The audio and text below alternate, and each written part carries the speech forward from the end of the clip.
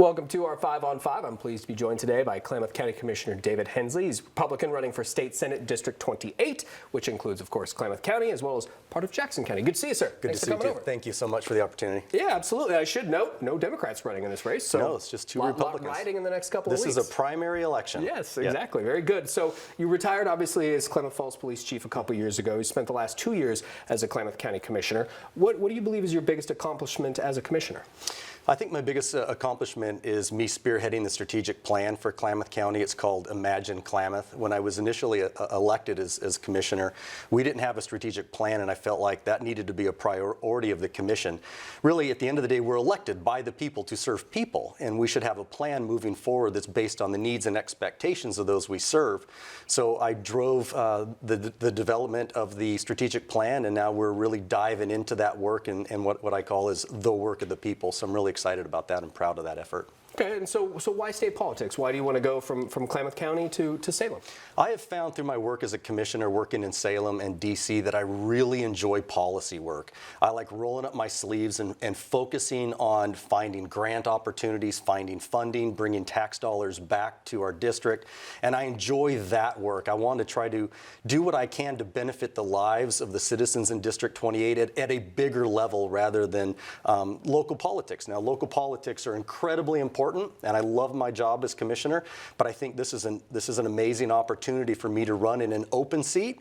I'm not running against a sitting senator. It's an open seat, and it's a great opportunity for me to take our district's voice to Salem and restore our voice in Salem and D.C. As a commissioner, you lobbied lawmakers to change Measure 110 and recriminalize some drug crimes, which was done in Salem this spring. If elected, how will you ensure that effort wasn't in vain? So that's a great question, and thanks for bringing that up. In Klamath County, I actually pushed for a resolution to abolish 110, and we pushed that from Klamath to the state. Ballot Measure 110 was incredibly damaging to the state of Oregon.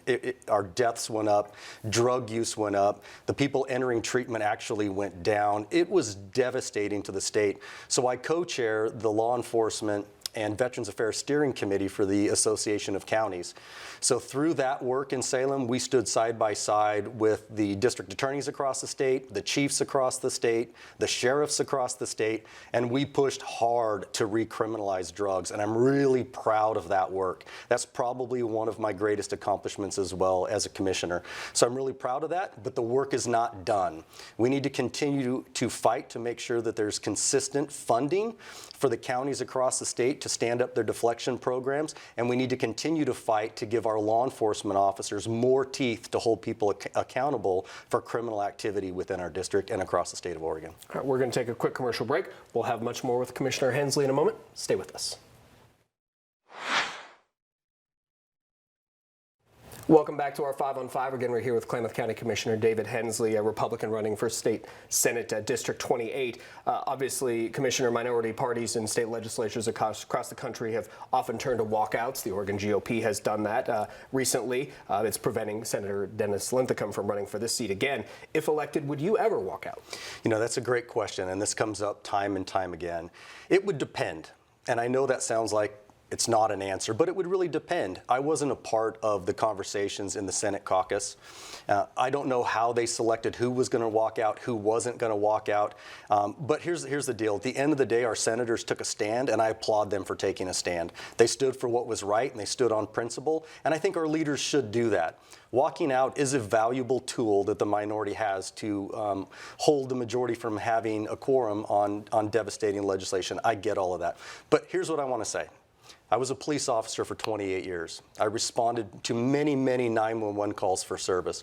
And when people in a community were in their lowest moments and they felt they had to turn to 911, I could never just simply walk away.